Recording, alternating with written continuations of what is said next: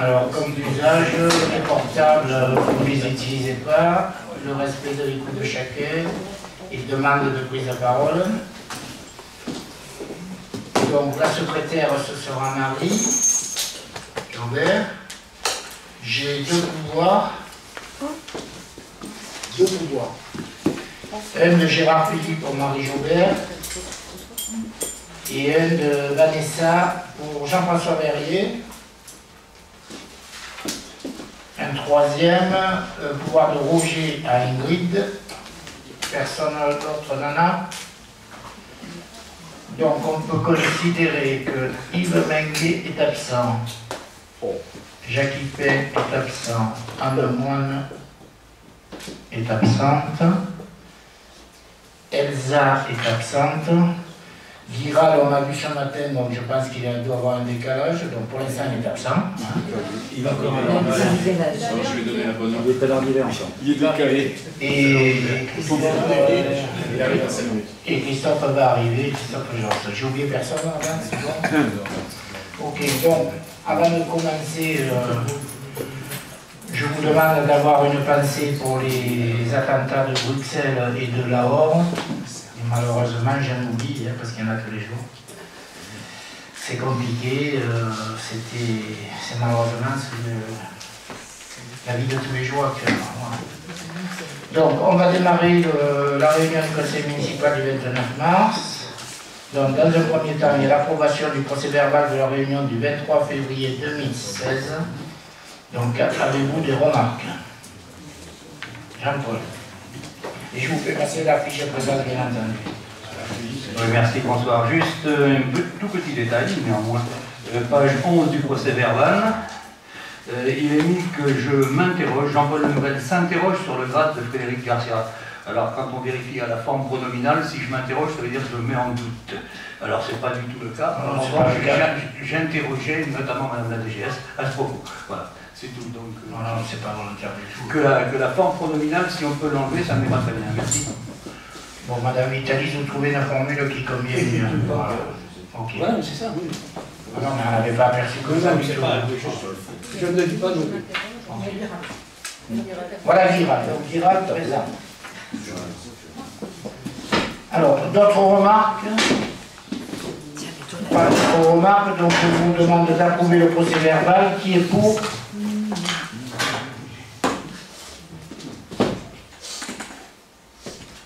Unanimité, je vous remercie. Donc les absents, on reformule Yves Menguet, Jackie Peng, Anne Moine, Elsa. Alors, le point numéro 2 concerne les modifications de statut du SMET 13, donc je passe la parole à Jean-François. Merci. Donc, ça sera assez rapide. Le SMET se propose donc de se doter de nouvelles compétences optionnelles qui vous sont listées en page 2, donc notamment pour participer à l'achat d'infrastructures sur tout ce qui est recharge des véhicules électriques ou hybrides et tout ce qui participe des infrastructures de distribution de gaz naturel voiture, ainsi que la participation aussi à l'AMO des réseaux de chaleur. Donc à partir de là, on vous liste les statuts, le changement. Donc c'est des compétences optionnelles qui pourront être voulues ou pas par chacune des communes qui participent. Et donc il vous est demandé de bien vouloir approuver ces modifications de statut. Est-ce que vous avez des questions?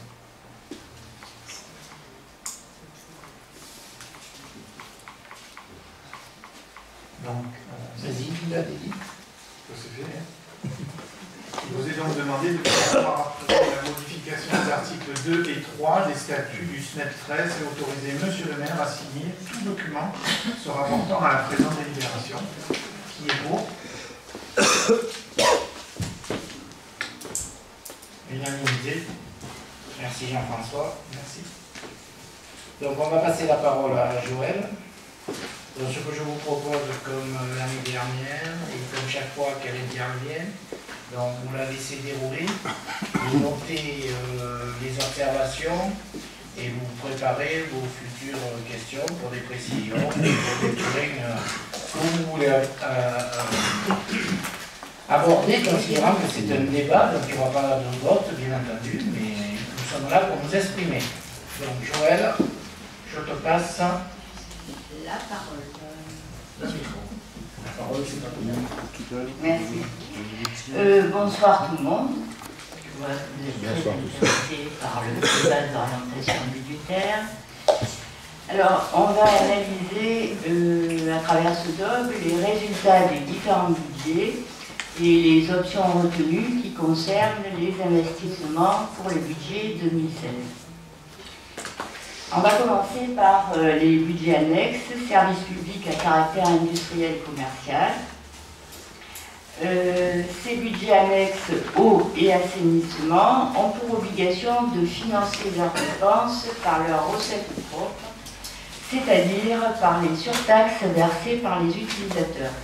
Je vous rappelle que les années 2013 et 2014 n'ont enregistré que des écritures comptables, car il n'y avait pas suffisamment de ressources pour amortir les travaux et régler les dépenses.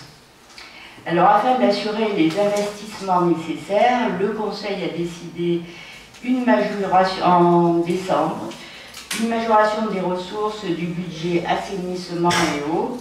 Alors, je vous donne déjà les majorations concernant également le budget eau.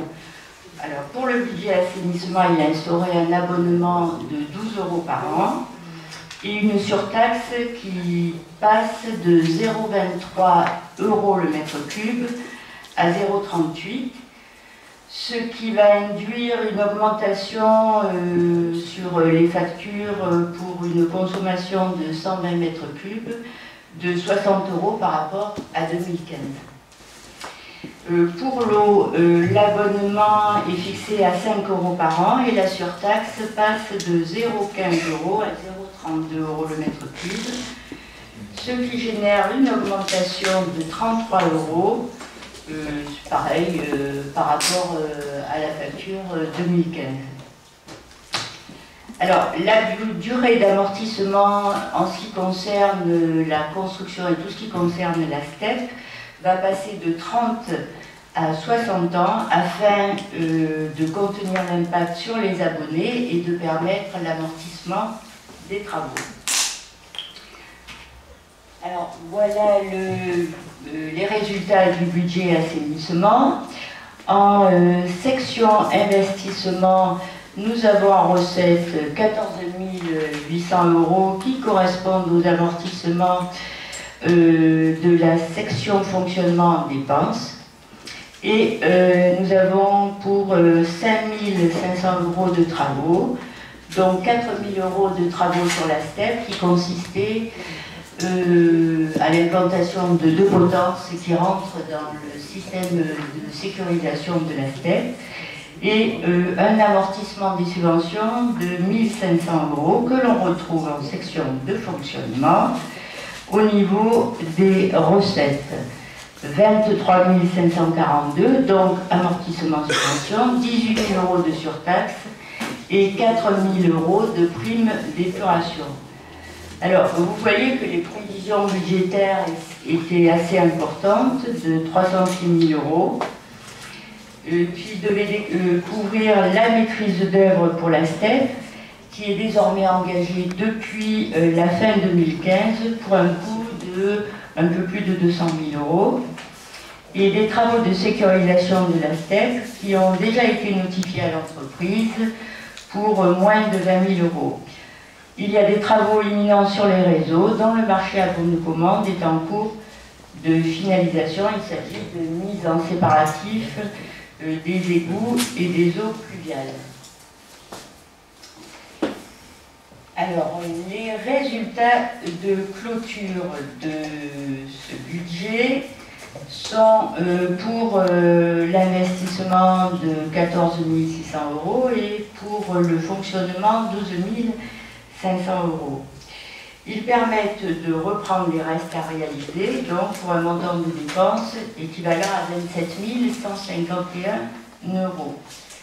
Le budget 2016 va rester dans la lignée de celui de 2015 et seules les études d'exécution de la nouvelle STEP vont impacter le nouveau budget de 125 000 €. Alors, la mise en œuvre des travaux pour la réalisation de la nouvelle STEP sont estimés à 2 850 000 € et s'accompagneront nécessairement d'un recours à l'emprunt. L'emprunt qui désormais peut être envisagé du fait de l'augmentation du produit des surtaxes décidé en Conseil le 3 décembre dernier. Ces nouveaux produits sont estimés pour 2016 à 37 000 € et donc vont permettre qui vont arriver en fonctionnement et qui vont permettre de couvrir les amortissements des travaux et le remboursement du prêt. Alors, pour mémoire, jusqu'en 2014, le produit des surtaxes était à peine supérieur aux amortissements et ce qui ne laissait aucune marge de manœuvre pour entreprendre de nouveaux travaux. Donc, pour assurer et le financement et l'amortissement. Alors, maintenant, nous allons aborder les résultats du budget de l'eau. Alors, pareil, en section investissement, on a en recette les amortissements que l'on retrouve en fonctionnement en dépenses.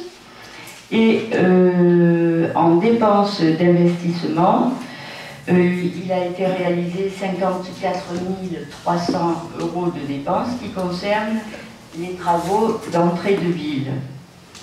La section fonctionnement est abondée seulement par les produits de surtaxe qui sont de 14 400 €. Alors, on a, vous notez, en prévision budgétaire des dépenses de 257 000 €, dont les travaux d'entrée de ville qui ont déjà été réalisés et les travaux sur les réseaux afin d'améliorer le rendement de l'eau potable.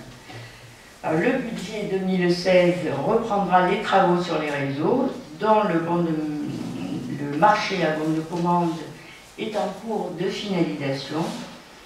Et ces travaux seront possibles grâce à l'augmentation des surtaxes. L'estimation du produit attendu est de 32 000 € sur 2016. Pour mémoire, en 2011, 12 et 13, les produits de surtaxe n'arrivaient pas à couvrir le montant des amortissements et on était alors structurellement en déficit illégal. Voilà, maintenant, là, on a les résultats de la section investissement et fonctionnement. Vous voyez que le résultat de la section investissement est négatif, mais il est compensé par l'excédent reporté de la même section de 66 000 €.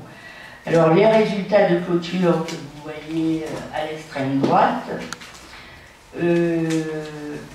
permettent de reprendre des restes à réaliser pour un montant de 114 555 €. Alors ici, il faut noter que l'impact des travaux, notamment sur les amortissements, est 2 fois plus important que pour l'assainissement, puisque l'amortissement ne se fait que sur 30 ans, alors qu'en assainissement, notamment pour la STEP, il se fait sur 60 ans. Alors maintenant, on va regarder le budget lotissement, qui est un budget récent. Alors, il a été mis en place pour la création d'un lotissement sur un bien privé de la commune et ce lotissement est destiné à la vente. De ce fait, il est soumis à la comptabilité de stock puisque les produits ne vont pas entrer dans le patrimoine de la commune. Alors, contrairement aux autres budgets, les dépenses sont imputées en section fonctionnement et c'est au niveau des recettes de fonctionnement et d'investissement que sont constatées les variations de stock. C'est un budget qui est de plein droit assujetti à la TVA.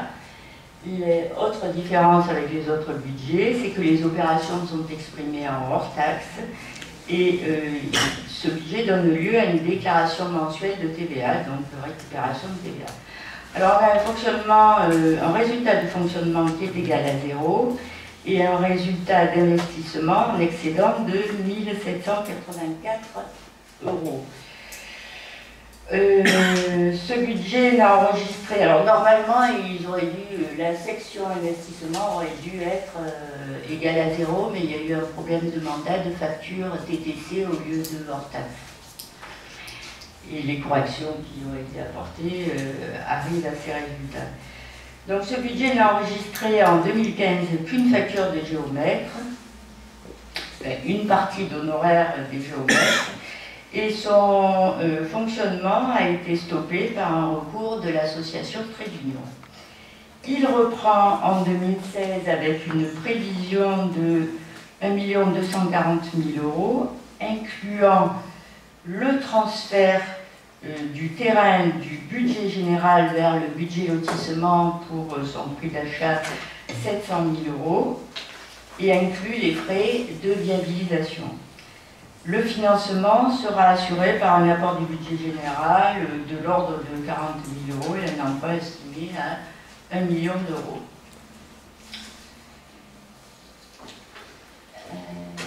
Le budget principal. Alors, le résultat de fonctionnement est de 2 292 688 € et le résultat d'investissement est 1 069 438 €. Alors, ces chiffres auxquels on n'est pas très habitué, qui sont assez extravagants, sont le résultat de la décision modificative du 3 décembre qui constatait l'annulation de la provision semi-budgétaire de 2 millions d'euros et la cession de Pied-Fouquet.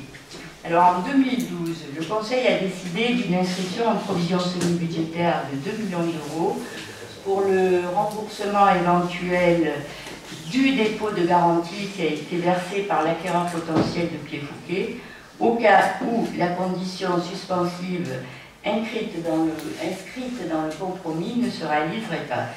Cette provision a été alors inscrite en dépenses de fonctionnement et elle a été reprise en dépenses d'investissement et en recettes de fonctionnement.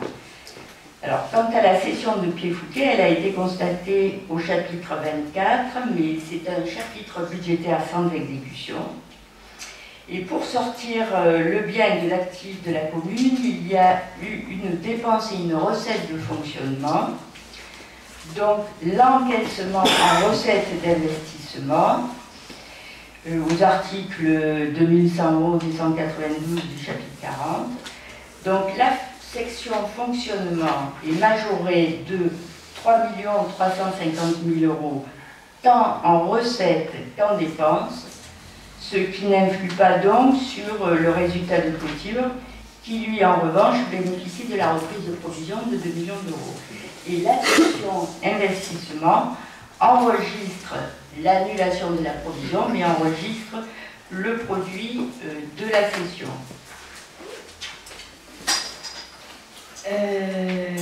Alors, le résultat de clôture, je l'ai dit, non, j'ai dit le résultat de fonctionnement. Le résultat de clôture est de 3 277 027 pour le fonctionnement et 1 586 419 pour l'investissement. Les restes à réaliser sont en dépenses de 2 118 528 et 1 579 321 en recettes, soit un delta négatif de 539 206 qui est couvert par l'excédent d'investissement. Alors ces restes à réaliser portent sur l'éclairage public, le stade, les gymnases scolaires, le marché voirie à reconduire, l'extension de l'école maternelle avec les études, assistance à maîtrise d'ouvrage et maîtrise d'œuvre, l'entretien des bâtiments communaux. Ce sont des travaux qui rentrent dans le cadre des économies d'énergie, changement de mode de chauffage, réfection de toiture et changement de menuiserie. Reste à réaliser également rénovation d'équipements sportifs, city park et réfection du sol du gymnase qui, lui, a été soldé en début d'année. Il concerne également le renouvellement de la flotte de véhicules et l'achèvement des études en cours pour la VA-PLU et convention avec la Chambre d'agriculture. Poursuite également des opérations foncières avec acquisition des terrains en entrée de ville et transfert du terrain dégaré du budget principal au budget lotissement, avec remboursement de la subvention qui avait été reçue de la CPA. Alors, le budget 2016 s'attachera à poursuivre les restes à réaliser déjà évoqués et alors ça a concrétisé l'acquisition des biens en VFA sur l'ancienne coopérative sous réserve du recours intenté encore une fois par l'association Trait d'Union. Alors, il s'agit également de la première année de la programmation de l'ADAP. C'est l'agenda d'accessibilité programmée, qui est programmé sur 6 ans, avec engagement pour 2016 de travaux d'accessibilité pour le tennis et l'aménagement de l'annexe de la mairie. Voilà, on passe à la section de fonctionnement. Alors elle va s'établir par chapitre dans les mêmes proportions que les années précédentes. On va d'abord étudier les dépenses. Alors les efforts de gestion pour générer des économies vont se poursuivre. Alors le chapitre 11 qui concerne les charges à caractère général, eh bien ces charges ont diminué de 85 000 € par rapport à 2014, et ce malgré l'impact des rythmes scolaires, qui quand même a entraîné un surcoût de fonctionnement dans les bâtiments mis à disposition. Alors ces économies sont imputables à la commande publique, c'est-à-dire à la procédure de marché qui permet un accès à la plateforme et assure une plus grande diffusion de la consultation. Alors ce fut le cas pour les fournitures avec une économie de 10 000 €, pour les vêtements avec une économie de 5 000 €, l'entretien des voies et réseaux qui a généré une économie de 25 000 €, la pose et la dépose d'illumination moins de 13 000 €, et la fin du forfait d'entretien de l'éclairage public qui coûtait à la commune 1 500 € par mois, et donc maintenant on fait appel à eux ponctuellement chaque fois que la nécessité se présente. L'assurance a été renégociée moins 15 000 €, le marché a été notifié fin 2014. Également les honoraires de l'architecte conseil qui s'élevait à 6 000 € par an, et cet architecte a été remplacé par le conseil en architecture et urbanisme et environnement pour un montant de 2 155 € par an. Et on a également éliminé le curage systématique des réseaux, c'est-à-dire que cette année, enfin l'année 2015, 3 seulement ont eu lieu sur 12 les années précédentes. Alors là, on est sur les charges les dépenses de personnel. Alors c'est le chapitre 12. On a une majoration de 30 000 € sur 2015 par rapport à 2014, qui est imputable à ce qu'on appelle le glissement vieillesse et technicité, qui génère systématiquement une augmentation. Alors, il faut noter qu'entre 2012 et 2014, la masse salariale a progressé de 191 000 €, induit par le recrutement de 7 salariés en dehors de tout remplacement. Alors, le chapitre 14 Atténuation des produits, c'est le FPIC, le fonds de péréquation, qui continue de progresser et qui, à partir de 2017, représentera 2% du produit fiscal, soit à peu près 45 000 euros. Cette année, il a augmenté de 21 000 euros. Le chapitre 66, qui concerne les charges financières qui logiquement sont en baisse continue.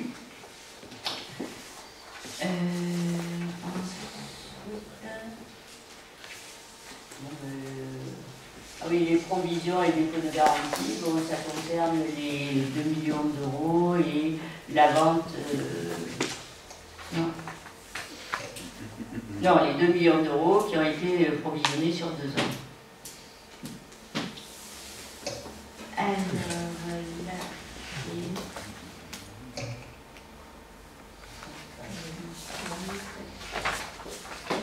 on arrive à l'examen des recettes. Alors, en recettes, le chapitre 73 qui concerne les impôts et taxes a subi les 2 dernières années consécutives des baisses et le recouvrement a atteint un niveau inférieur de 230 000 euros par rapport à 2012. Les bases de la fiscalité revalorisée permettent d'atteindre un produit de l'ordre de 2 150 000 euros. La métropole doit verser dans les mêmes conditions que la CPA l'attribution de compensation et la dotation de solidarité communautaire. Alors, chapitre... Ah oui, moi je vais commencer par... chapitre 13. Alors, c'est l'atténuation des charges, c'est-à-dire le remboursement par l'assurance des congés de longue maladie et maladie longue durée et AT, et la compensation de l'État pour les emplois aidés. Alors, on a un infléchissement en 2015, ce qui veut dire que il y a moins de longues maladies, certains salariés ont repris l'activité et il y a moins de contrats aidés, donc moins de remboursement.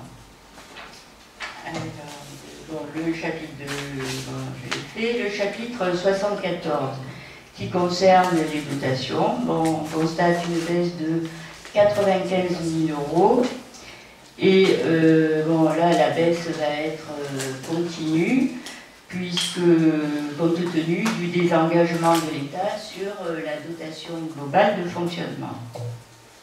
Le chapitre 75, autre produit de gestion courante relativement stable, il constate l'encaissement des loyers municipaux. Le chapitre 77 et 78 sont relatifs à la reprise de provisions et à la cession immobilière de pieds.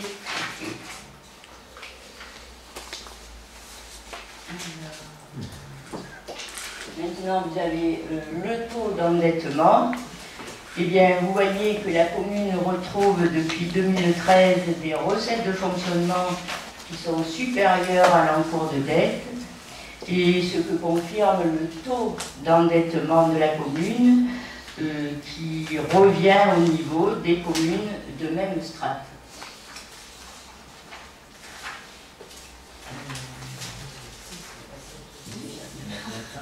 Voilà. Si vous avez des questions.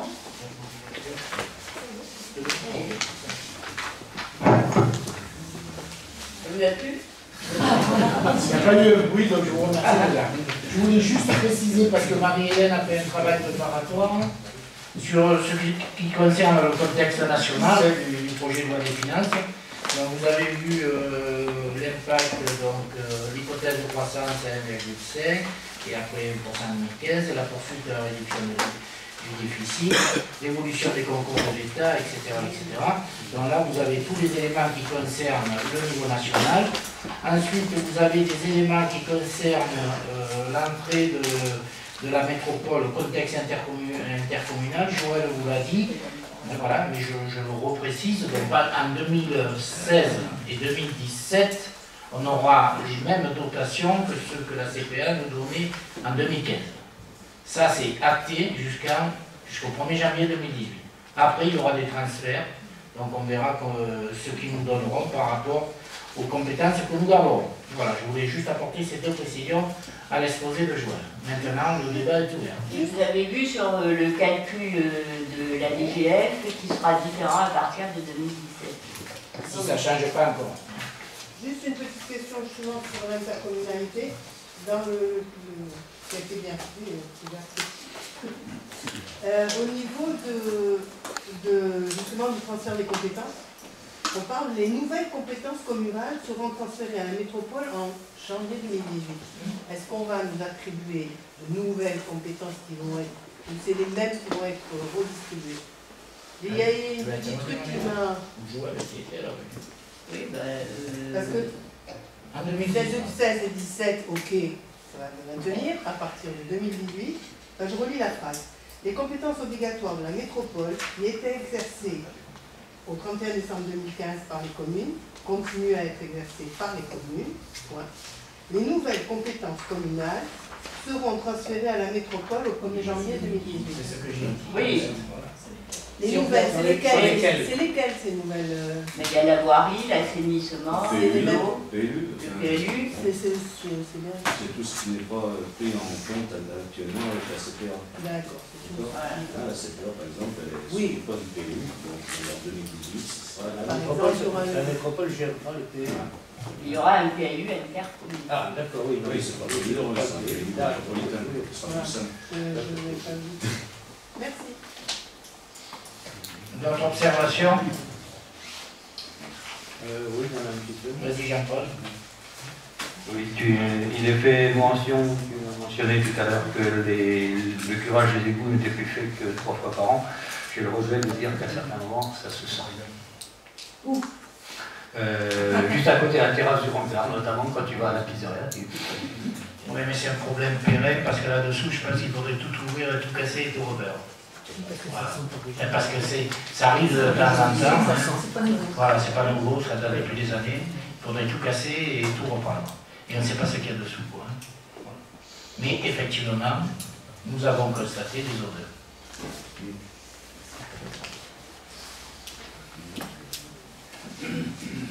D'autres intervenants?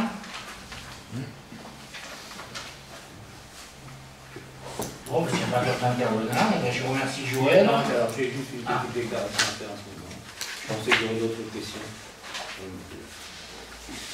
Ça concerne ce que Joël a présenté, sinon tu peux intervenir au retard. D'une façon assez globale, je dirais que d'une part on regrette de n'avoir été prévenu que 4 jours ouvrés avant ce conseil municipal. Que je sache, le lundi de Pâques est férié. Donc ça nous laissait seulement le week-end pascal pour le préparer. C'est pas le mieux. On a regretté également de n'avoir que peu de documents. Il a fallu attendre vendredi soir pour que Eva ait un certain nombre de documents, notamment les comptes administratifs à la commission finances. Je regrette que au chapitre de la dette, il n'y ait pas une simulation de fait avec les endettements qui vont provenir de la CEP, du lotissement des garrigues et probablement de la maternelle. Il n'y a pas un mot non plus sur les transferts, parce qu'on voit qu'il y en a de possible, mais on aurait aimé avoir les montants possibles, enfin les montants prévus de transfert de la section fonctionnement à la section investissement. Mais là-dessus, tu en as parlé, mais tu n'évoques pas de Oui, mais déjà, normalement, il n'y a aucune raison que vous ayez les comptes administratifs en commission. Et même pour le DOB. Alors, à ce moment-là, je voudrais bien savoir sur quoi peut porter le débat. Le débat, on vous donne les résultats, qui ne sont pas complètement actés, et le budget n'est pas encore fait, donc normalement, on ne peut pas savoir ce qui va être les excédents qui vont être reportés sur quelle fonction, quelle section. Alors c'est la fin parce qu'il n'y a pas de débat. Et d'une manière générale, le débat d'orientation budgétaire, il se traduit à travers les projets qu'on développe tous les 3 mois dans la fenêtre du Foussin, que j'ai développé dans un dernier édito, en précisant ce que nous avons fait en 2015 et ce que nous ferons en 2016. Donc tu peux aborder ces thèmes-là si tu considères que dans un domaine, ça ne va pas dans le sens que tu souhaites.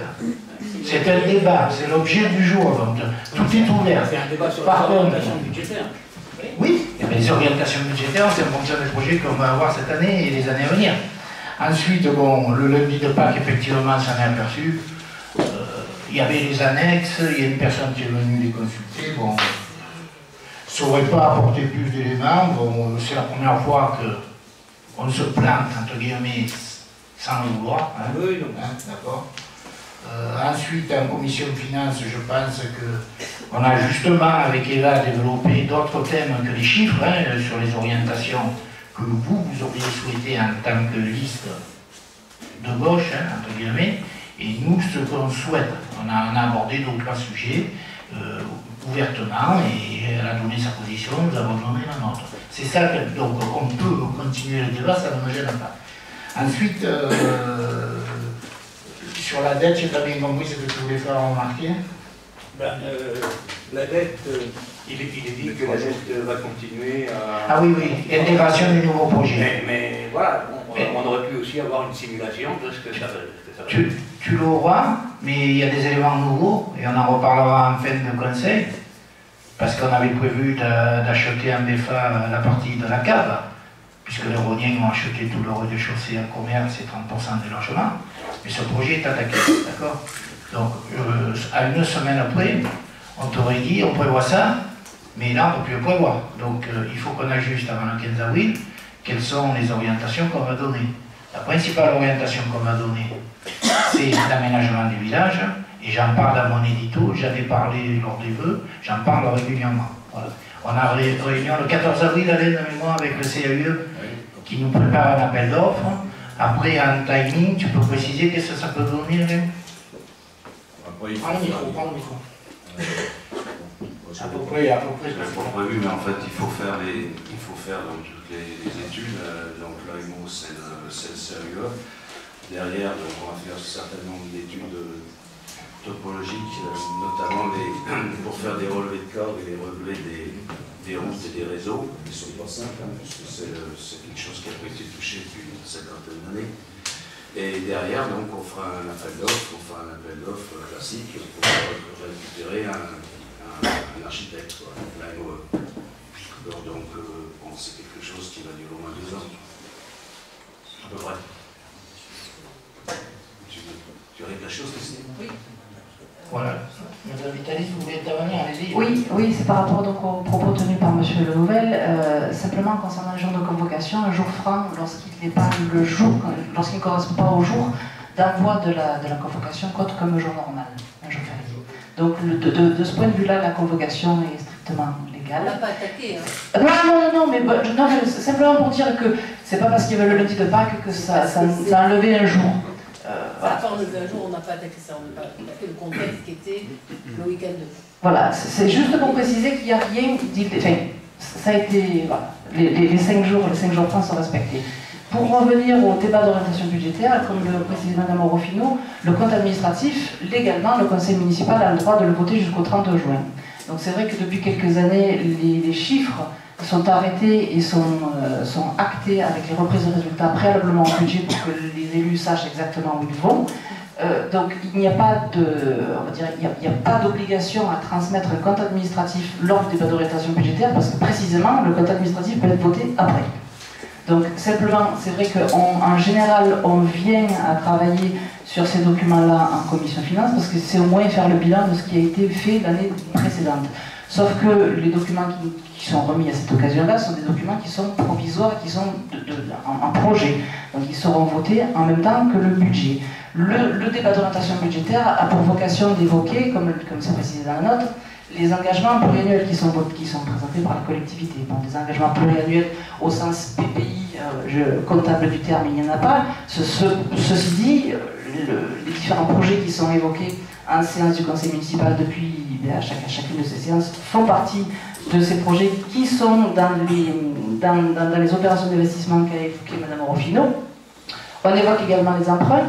Il n'y a pas de projection sur le budget général parce qu'il n'y a pas d'intention d'emprunt sur le budget général. Ils sont sur les budgets annexes lotissement, assainissement et eau. là, ils vous ont été évoqués. Donc c'est pour ça que les courbes qui figurent dans la note de synthèse reprennent le tableau d'amortissement que vous aviez au débat d'orientation budgétaire de l'année dernière, puisqu'il n'y a pas d'emprunt supplémentaire. Voilà. Donc c'est une présentation des grands projets d'investissement et de la structure générale du budget. Voilà, c'est tout. Merci. Merci pour la précision, Madame Italis. Est-ce que quelqu'un d'autre veut intervenir? Ok.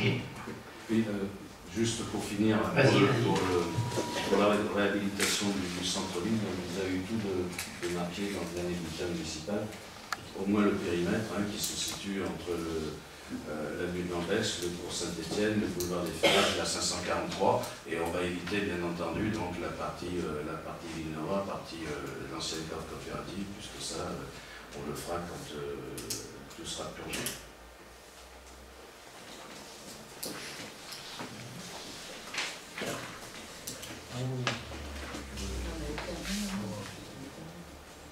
Ok, bon, merci Alain. Donc je vous demande de prendre acte du débat, s'il n'y a plus d'observation. Donc on passe au point suivant. Le 2.2, c'est le cautionnement emprunt Famille et Provence. C'est une rectification de la délibération, parce que la société Famille et Provence nous a fait part de quelques modifications. Donc on avait déjà voté, donc je vous demande de rectifier la décision du 3 décembre 2015 portant sur le cautionnement de l'emprunt sollicité par la société Famille et Provence. Est-ce qu'il y a des remarques particulières? Non, ok. Donc je vous remercie. Donc, il faut voter là, Madame Italie. Donc, qui est pour? Unanimité, je vous remercie. Donc après, nous allons passer au thème développement durable et je passe la parole à Jean-François Verret. Merci. Donc l'utilisation de notre éclairage public en continu toute la nuit est clairement une mesure de notre niveau de vanité à vouloir transformer la nuit en jour. Alors même si nous sommes capables d'une telle prouesse, l'éteindre une partie, du moins en seconde partie de nuit, représente aussi clairement une mesure exemplaire au niveau développement durable, tant au niveau environnemental que social qu'économique. Alors depuis plusieurs années, la commune s'est engagée sur cette réflexion d'éteindre l'éclairage public en seconde partie de nuit. Et suite à de multiples expérimentations, comme le jour de la nuit, afin de sensibiliser la population, ainsi que toutes les remarques qu'on a pu recueillir en mairie par rapport à ce contexte, nous encourage à aller dans ce sens-là. Et donc, en fait, ce qu'on vous propose, bien que ce soit de la responsabilité exclusive du maire, cette décision d'éteindre l'éclairage ou pas, par arrêté, on vous propose d'en débattre ce soir, de savoir notamment si jamais on sera d'accord pour éteindre l'éclairage public entre 0h30 et 5h30 du matin toute l'année durant. Pendant 3 mois pour l'instant. Oui, donc il s'agirait d'une expérimentation sur quelques mois, 3 mois, afin de savoir si jamais ça fonctionne ou pas. Donc le débat est ouvert, si vous avez des questions. J'aurais voulu intervenir à Jean-François.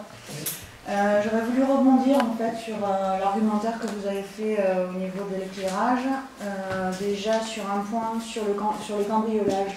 Vous parlez d'une étude faite sur 80% de cambriolages faits en plein jour. Sûrement dans les centres de village parce qu'il n'y a personne dans les communes, principalement parce qu'ils travaillent. Mais pas dans les campagnes, parce que dans les campagnes, c'est principalement la nuit que le cambriolage chez quelque chose. Je comprends pas bien ce que je veux dire, mais d'après les statistiques de la gendarmerie, et ça c'est au niveau national, 80% des cambriolages sont réalisés le jour, pas la nuit. C'est ça qu'on a voulu dire. Je ne sais pas si c'est ta remarque, si ça concerne ça. Ça concerne surtout que dans les campagnes, principalement la nuit, il y a un défaut d'éclairage effectivement. Dans les campagnes, il y a un mais les cambriolages ne sont pas faits la nuit en majorité dans les campagnes, s'il vous plaît. vu que les jardins ne sont pas collés, les maisons ne sont pas collées, vu qu'il y a un défaut d'éclairage, forcément les cambriolages s'effectuent la nuit parce qu'il n'y a pas de visibilité et les gens qui se regroupent dans les communes ont le côté rassurant d'être les uns à côté des autres et d'avoir de l'éclairage, ne serait-ce que le soir quand ils sortent. Alors, donc, ce que tu dis, c'est que les cambriolages en campagne se font majoritairement la nuit, d'après ce que tu dis, c'est correct? Oui. D'après les statistiques de la gendarmerie, c'est faux. Sur Rhône, c'est faux. Pourtant, j'habite en campagne et je peux te promettre que c'est vrai. Comment tu peux savoir tous les cambriolages qui sont faits en campagne? Autour de chez moi, je te promets que ces derniers temps, il y a eu pas mal de cambriolages. Alors, je vais vous préciser. Rien qu'une chose qui est vraie. Ingrid, je vais t'apporter un élément. Il y a à peu près 3 semaines, on a été convoqué à la Roque d'Anteron pour l'inspection annuelle de la brigade de la Roque d'Anteron avec le commandant de brigade de Salon qui chapeaute un certain nombre de brigades. Il s'avère que les cambriolages que Rognes a subis ou que d'autres communes ont subis, ça dépend des équipes qui se déplacent. Tu peux avoir des cambriolages en pleine journée, et on en a eu, et certains d'entre nous en ont eu. Tu peux avoir des cambriolages juste avant 20h, et je crois que c'était le cas de Jean-Paul, d'accord? Non, c'était à quelle heure? Voilà, c'était en début de nuit, et après on peut avoir des cambriolages pendant la nuit. Mais ils avaient fait à 19h juste avant. Voilà, c'est ce que je veux te dire, c'est qu'il y a plusieurs équipes. Il y a les équipes des petits cambriolages, c'est de jour, hein, ça a été vérifié, hein, c'est ils volent ce qui se trouve dans les jardins, etc. Après, actuellement, comme je l'ai peut-être déjà dit, ils sont sur le point d'arrêter une bande, entre guillemets, qui vient de Marseille. Ça, c'est des gros cambriolages que nous avons subis, c'est-à-dire des gens qui n'ont pas peur de rentrer dans les maisons même quand il y a quelqu'un. Donc là, normalement, ils nous ont dit, on sait qui c'est, bon, il faut le faire en délit pour un fait, c'est ça. Et après, ben, actuellement, par exemple, je pense qu'il y a un groupe de personnes qui s'attaquent dans la journée, dans la nuit, à des véhicules à usage professionnel, pour prendre uniquement les outils. Donc, il n'y a pas de vérité en soi, il peut y avoir le cambriolage le jour, la nuit, à tout moment, en fonction des individus qui sont en violation de la loi. Voilà. Après, je suis d'accord sur les horaires, sur le jour, effectivement, quand les gens travaillent, on ne peut pas être présent pour surveiller les maisons, ça je suis complètement d'accord. Mais après, la grosse majorité. L'inquiétude, c'est surtout le fait d'avoir de la pénombre et d'avoir des... Mais Ingrid, les campagnes ne sont pas éclairées? Non, et justement, les cambriolages sont effectifs justement la nuit en montagne. Mais alors, si j'aime ensuite la logique, ça voudrait dire qu'il suffirait d'illuminer les campagnes pour qu'il n'y ait plus de cambriolage. Disons qu'il y aurait plus de visibilité. C'est étonnant que personne ne le fasse. Si jamais il suffisait de mettre des lampadaires dans les jardins pour qu'il n'y ait plus de cambriolage la nuit, ça se saurait et tout le monde ferait ça. C'est pour ça qu'il y a beaucoup d'éclairage maintenant solaire. Donc ça, c'est pas logique. De toute façon, la mairie n'est concernée par l'éclairage public que du village. Ah oui, absolument. Ah non, mais après, la campagne... Non, mais ce qu'elle a l'air de dire, c'est que si on éteint le village, il va y avoir plus de cambriolage, puisque dans les campagnes, comme il n'y a pas de lumière, il y a plus de cambriolage la nuit. Après les destructions, les gens qui... Après c'est toute une pensée, hein. C'est global, c'est aussi sur la sécurité, moi je suis pas d'accord, au niveau de la sécurité, les gens qui... Il faut penser aussi aux gens qui vont sortir des restaurants, aux gens qui vont sortir le soir de chez eux, enfin les abords des rues qui ne sont pas éclairés, pour moi c'est potentiellement dangereux d'avoir des piétons sur la rue. Après quand vous parlez de vitesse qui est réduite... Sur la rue c'est dangereux. Oui, mais quand vous parlez de vitesse qui est réduite parce qu'il n'y a pas d'éclairage, je ne suis pas d'accord, parce que quand, je ne sais pas si vous en rappelez, quand j'ai parlé en conseil municipal de décembre, quand j'ai parlé du défaut d'éclairage qu'il y avait au rond-point de l'entrée du village, j'ai signifié ce manque d'éclairage aussi parce qu'il y avait le bus qui déposait des enfants et que les enfants traversent n'importe comment et que les voitures ne levaient pas du tout les pieds. Et que c'était au risque d'avoir un enfant qui finissait sous une voiture. Et c'est pour ça que j'ai parlé du défaut d'éclairage et pas pour le camion à pizza. Parce que le camion à pizza, il est éclairé. Bon, je veux repréciser. Ok pour tes remarques, on respecte chacun d'entre nous. Hein. On va arrêter entre minuit et demi et 5h30 du matin. Dans le village, d'accord. Les bus ne circulent pas à cette heure-là. Non, mais je parle pas de bus, je parle de véhicules. Hein. Non, mais Ingrid, c'est... Et les enfants, je parle pas que des enfants, je parle aussi des gens qui baladent dans le village, qui sortent du restaurant, je parle pas que des enfants. Laisse-moi finir. Je vais te laisser la parole, laisse-moi finir. Après, je réponds aussi à ce qui après, tu la reprends si tu veux. D'accord?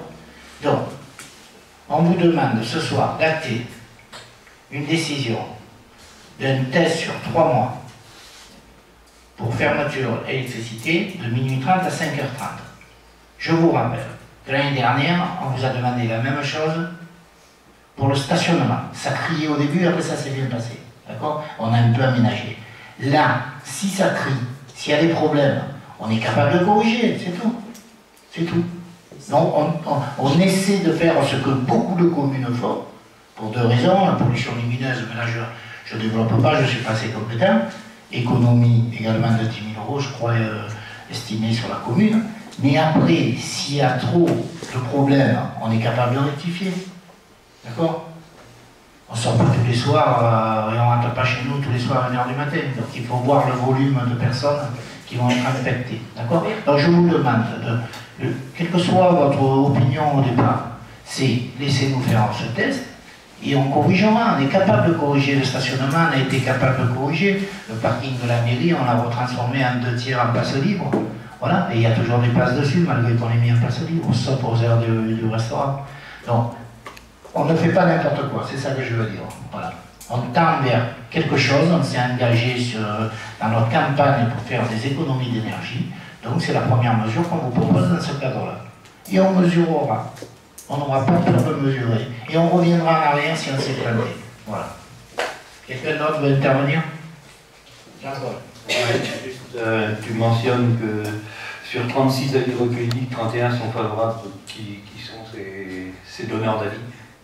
Ce sont ceux qui ont été recueillis sur le cahier qu'on avait mis à disposition pour le conseil municipal. Alors, pour ton information, en anticipation de cette décision de ce soir, on a laissé, non pas au service environnement, mais à l'accueil état civil, un cahier qui précisait ça. Êtes-vous pour, êtes-vous contre? C'est Sylvie Vernade qui avait ce cahier. Les gens répondaient ou ne répondaient pas, on n'obligeait pas. Et sur les avis qu'on a recueillis, vous avez le nombre qui fait part, qui sont en grande majorité d'accord. Ce qui nous a poussé à vous présenter cette délibération ce soir. C'est un détail écologique ou économique? Parce que déjà les lumières de Noël c'était économique. Mais je crois là, c'est quoi? C'est écologique, c'est économique? Si tu me redonnes la je vais te répondre. Si tu me reparles des lumières de Noël, je pense que cette année,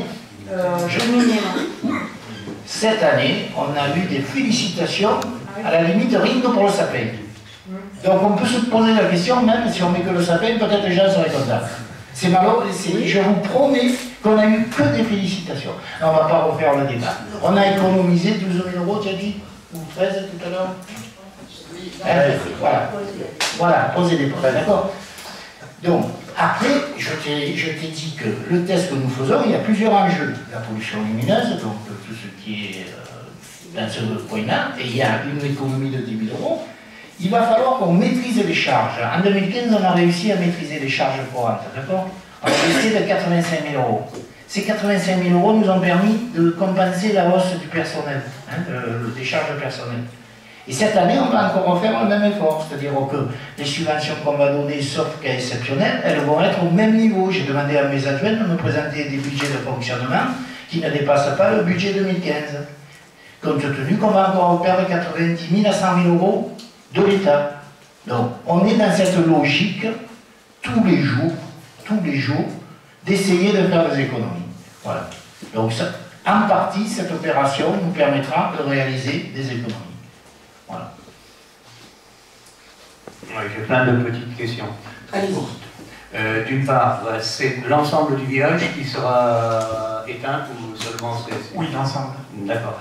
Est-ce qu'il a été envisagé est-ce qu'il est possible techniquement, enfin je pense, mais c'est peut-être pas facile, à certains moments, n'avoir qu'un lampadaire sur 2? Non. a été envisagé. Et ça a été envisagé, mais c'est techniquement très difficile à mettre en place. Très. Est-ce qu'il a été fait un travail de recherche de tous les compteurs, de tous les contrats d'électricité de la commune? Parce que je pense... Je te réponds non. Voilà. Mais je pense que là, il y aurait matière à faire beaucoup d'économies aussi. Je ne sais même pas la question, mais... Il y a de la matière de partout. De partout, il y a de la matière. Il y a de partout. Joël vous a donné 7 ou 8 baisses. Hein? Mais dans toutes les lignes, on peut faire des économies. Et il faut qu'on aille dans ce sens. D'autant plus que la métropole arrive. Qu'est-ce qui va nous rester? Donc pendant les 2 ans jusqu'en 2018, il faut qu'on soit exigeant avec nous-mêmes. Voilà. Dans les délégations que nous avons. Par contre, ce qu'on peut essayer, ce qu'on va envisager de faire aussi, c'est qu'au fur et à mesure qu'on va changer notre éclairage public, on va essayer d'amener un peu plus de technologie et typiquement d'avoir des détecteurs ou des choses comme ça qui rendraient effectivement l'éclairage public plus intelligent. Parce que même Ingrid, j'espère, en conviendra, mais laisser une lampe allumée toute la nuit pour éventuellement, dans l'hypothèse où une personne sortirait la nuit, c'est du gaspillage complet, quoi. Il y a 95%, 99% de gaspillage, alors que ça va peut-être sécuriser mentalement quelqu'un de se dire bon, je me sens plus en sécurité. Je suis d'accord avec toi, mais par exemple pour les festivités cet été, vous allez faire quoi? Vous allez à minuit et demi dire stop, basta, plus de lumière, plus rien? Bien sûr que non. On va pas arrêter le LED parce que... Tu vas trop loin.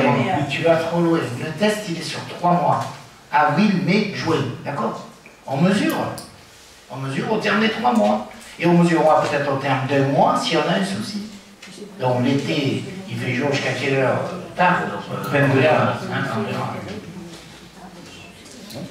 Bon, je vous propose de passer au vote. Il vous est demandé d'émettre un avis sur l'extinction de l'éclairage public de minuit 30 à 5h30 toutes les nuits de la semaine, à titre expérimental et sur une période de 3 mois à compter du mois d'avril de cette année. Qui est contre? 2 voix contre. Ingrid Roger. Qui s'abstient? Donc, les autres, ok. Je vous remercie. Alors, on termine avant la question. J'ai oublié de dire qu'il y avait une question par Eva et Jean-Paul, mais je ne vais pas oublier, ne vous inquiétez pas. Donc, information des décisions. La 12 relative à l'offre présentée par le bureau d'études APAM pour une mission de contrôle technique dans le cadre du projet d'extension de l'école maternelle de Rognes. La 13 relative à la convention de collecte, tri, recyclage des déchets papier et bureaux et cartons d'emballage sur divers sites communaux avec la société A4 Recyclage. Je vous renvoie sur la dernière fenêtre où on vous a marqué les quantités de papier recueillis et les éléments financiers de cette opération. La 14, relative à l'offre présentée par la société MSE dans le cadre des travaux de sécurisation des installations des eaux usées de la commune. Et la 15 relative au contrat de maintenance du matériel de sécurité incendie sur divers sites communaux avec la société Eurofo. Donc, l'ordre du jour est terminé. Il y a une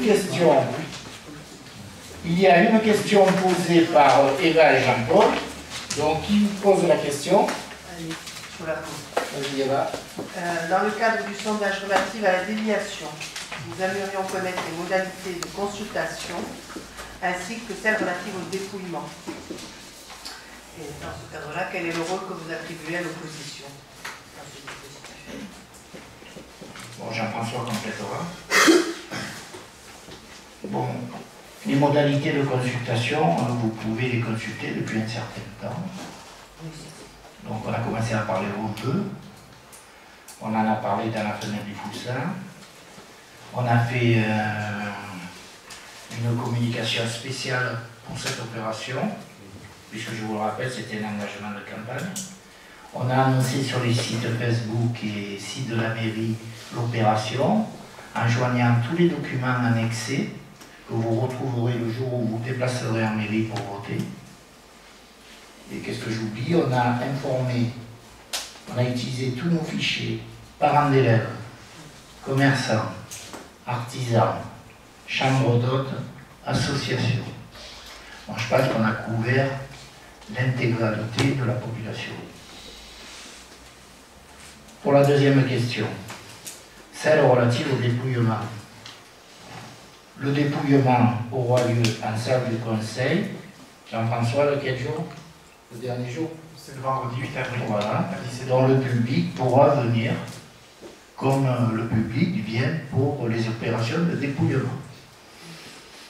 Après, quel rôle attribuez-vous à l'opposition dans ce dispositif? Je vais être gentil. Je dirais tout simplement que les deux listes d'opposition, dans le cadre de la campagne électorale, s'étant positionnées pour la déviation, M. Foyard, on n'avait pas le droit de passer des petits papiers. C'est qui? C'est Robert, excusez-moi, M. Foyard. Normalement, il n'y a pas de passage de papier. Je sais. Et tu as été conseiller municipal une vingtaine d'années, on respecte le code quand même. Mais tu pourras intervenir, si tu veux intervenir, je te donnerai la parole. Rien à voir là-dessus. Donc, comme les deux listes s'étaient positionnées pour et que seul Rhône Avenir avait décidé de consulter, on a décidé de s'occuper de la consultation. Ça me paraît très logique. Et j'ai demandé à l'ensemble de mon équipe d'avoir une position neutre sur cette opération.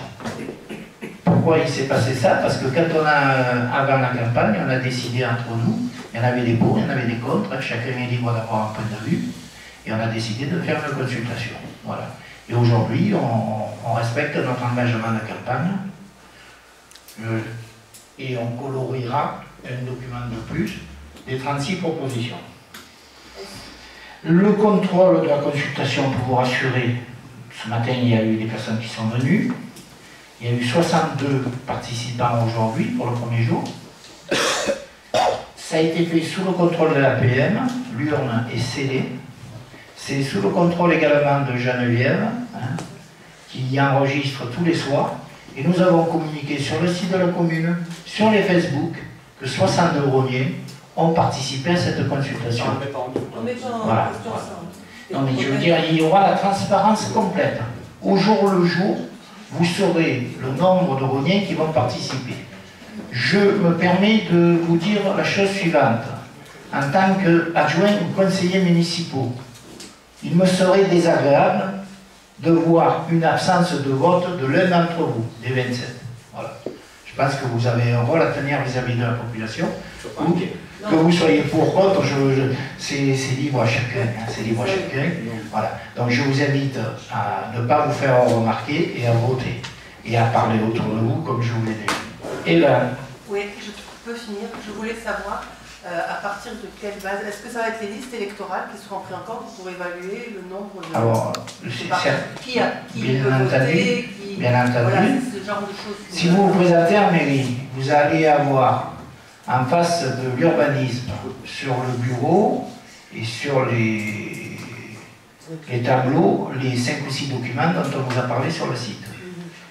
Il y aura 1, 2, voire 3 conseillers municipaux de ma liste qui seront là pour renseigner les gens qui ont besoin de renseignements.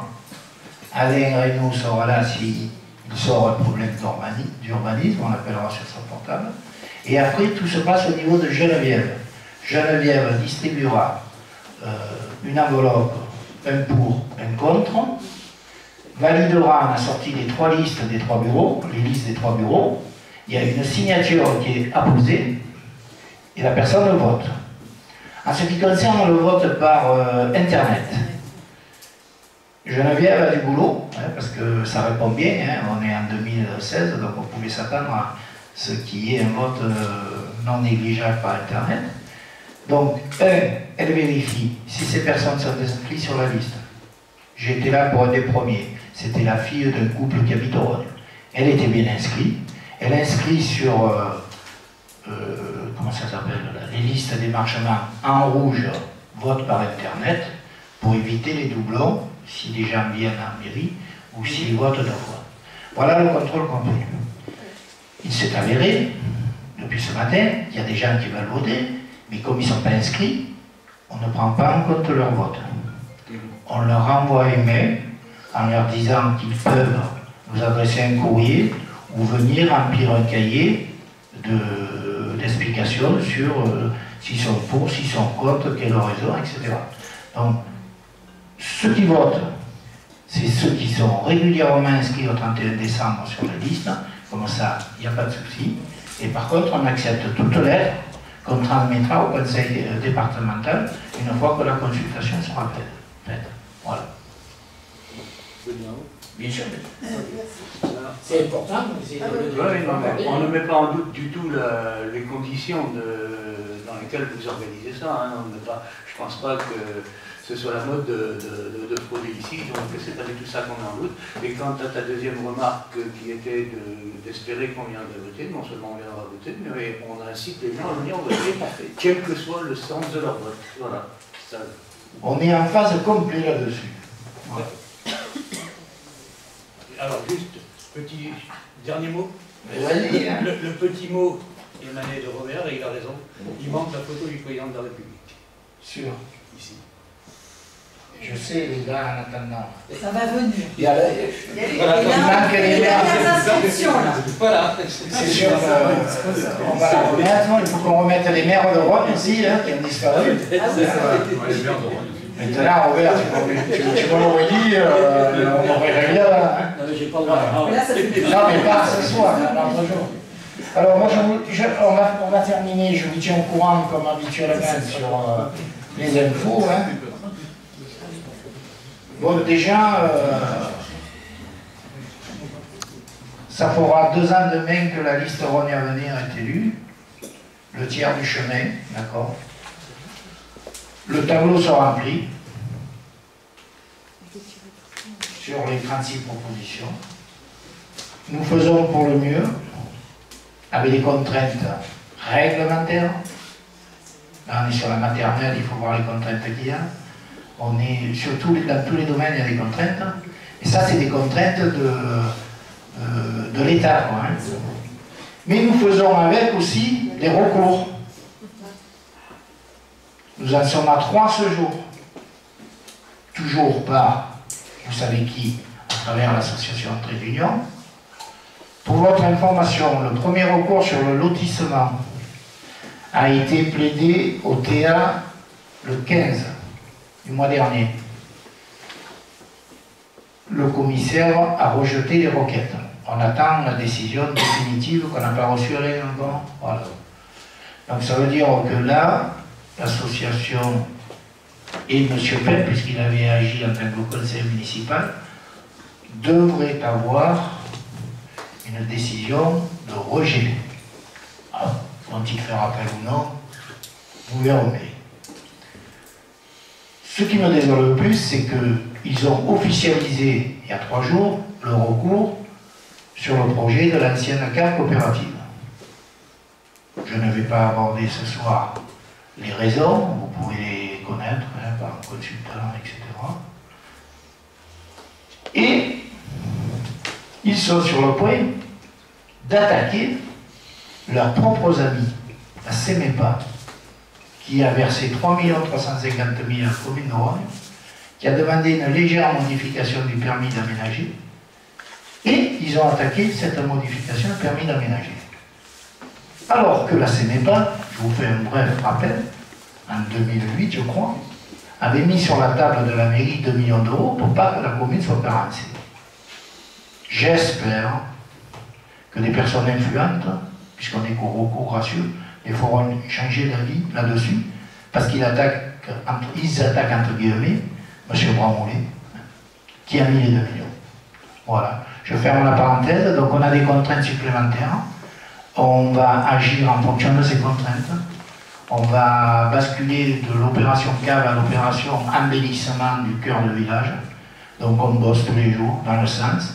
On a rendez-vous avec le sous-préfet le 22 avril pour parler du contrat de mixité sociale. Donc on avance tous les jours. Hein, voilà. On fait notre boulot parce que les Rhôniens nous ont élus et on est là pour ça. Voilà, je vous remercie pour votre attention et je vous souhaite une belle fin de soirée.